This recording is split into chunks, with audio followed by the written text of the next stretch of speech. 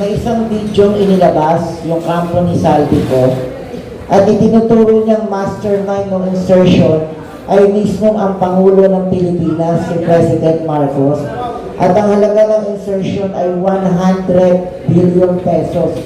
At ito ay pinagpulungan mismo ng kasama si BBM Secretary Pangandaman, Mina, at saka si Speaker Romualdez na meron din approval. At the same time, si Yusef Bersamin. Any comments, sir?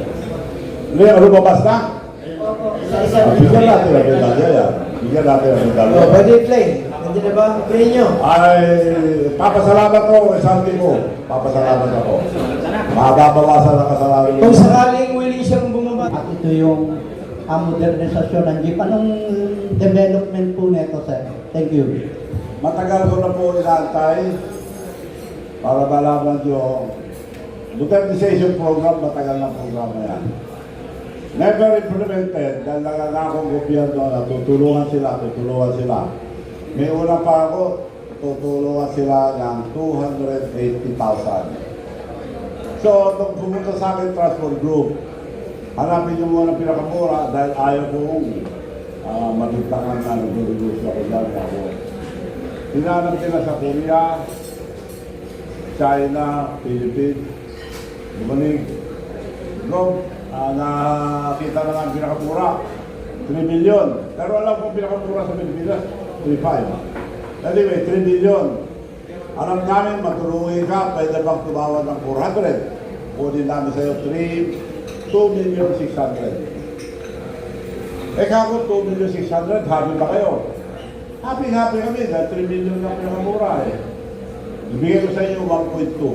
Ako ba nagbawas? Yung bankrupt reduction? Ako pa nagbawas. Ayaw ko mahirapan. So, yung sinasabi ng 280, naawa sila, inagdag na namin. So in short, tuloy. Tulad nakahanda nga, dami kong nagawa eh. Anong naging dahilan ba't hindi nararamdaman yung pag-aralan? Yung pangako ng gobyerno na bigyan sila ng 280. At Sa tulong sa mga driver. hindi pa nangyayari yan. Hindi.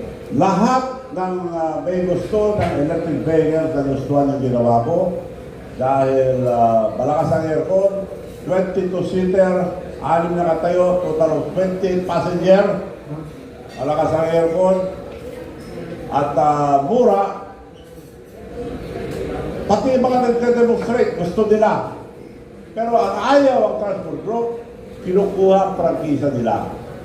Prangkisa yan eh. Galit sila dyan. Ayaw yung mga iba. Meron na nag-give up. Sabi yung iba, ayaw talaga. Prangkisa. Like for example, may prangkisa ka sa tricycle, yelo, o ano. Siyempre yun ang habang mo. Kukunin sa'yo.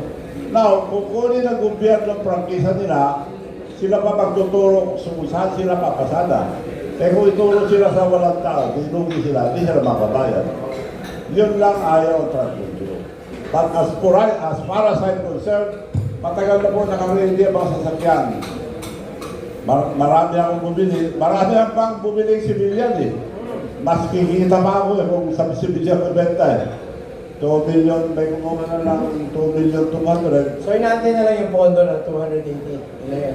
Pangako ng gobyerno yan, hindi ko pangako. Pag ibigay nila yun, bigyan ko na sila. Piniglit, mas malaki na yung... Ang sabi ng transport group, dadagdagan daw ang presidente. Ba, magandang tulong niya ang presidente nga. Ngayon, wala naman. Pati yung original na 2.8, wala. Kung sagutin ka ng mga diskaya yung kulang, pwede? Pwede. Kung sila. Good morning po, Governor, and good morning po, Pastor. Ang nakikita po natin ngayong problema, Philip po from Bagong Marinas. Ang nakikita ko po ngayon is yung masyado pong napakababa ng moral values ng ating mga liderato. Ano po kaya ang masasabi yung dapat na gawin natin para maitaas po uli ang moral values ng ating mga liderato? Totoo po yun. Kaya yun lang. Kasalanan din natin eh. Sino mga bilang natin. Kaya next election, mabuti tayo na kita natin kilatisin ng mga tao kung sino-sino mga bumuta ng leader from the mayor up to the president. Ito po yan. Dapat hindi lang yung nagbibigay ng pera. Tingnan nyo ang kalidad ng pagkatao yung bubuto nyo. From the barangay captain up to the president. Maganda po yun. Kasi sa mga biography nila, wala yun. Pag during election. Parang nawala na nga. Yun po. Yan. So, Pera.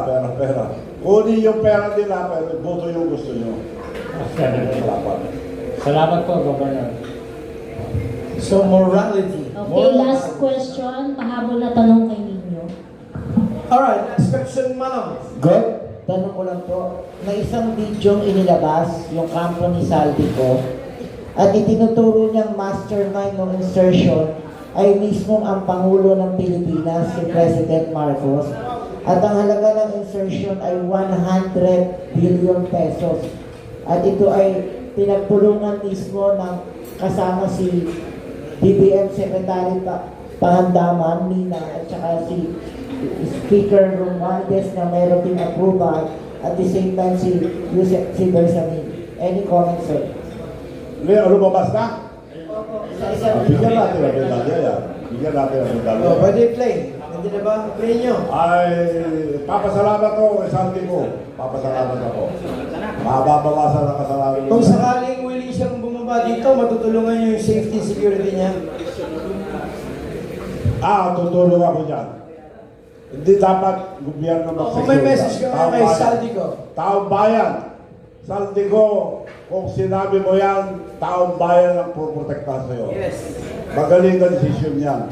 Sinabi ko rin sa mga nandito na binimbestiga sa Senado, ituloy niyo po ang katotohanan lang, yun lang ligtas nyo yung katotohanan.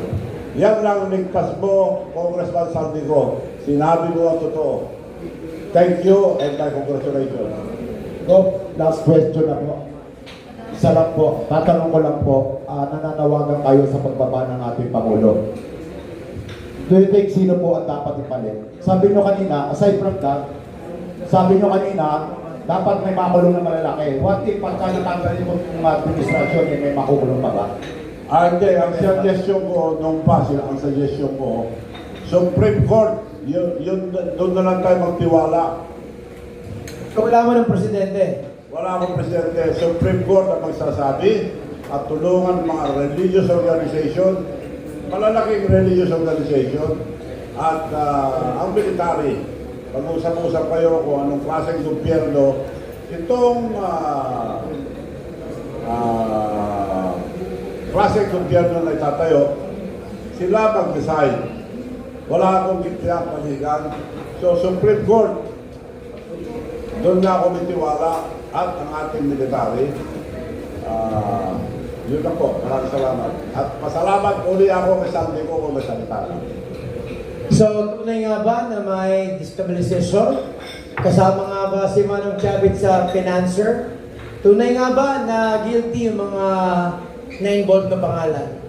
O kung ano man, isa lang ang tunay. Lahat ng bagay may hangganan. Ito po ang agenda sa ngalan ng EFG Consulting at sa ngalan ng Impact Publishing. Pastor Gary in the house. Manong, maraming salamat. This is the agenda. Yes.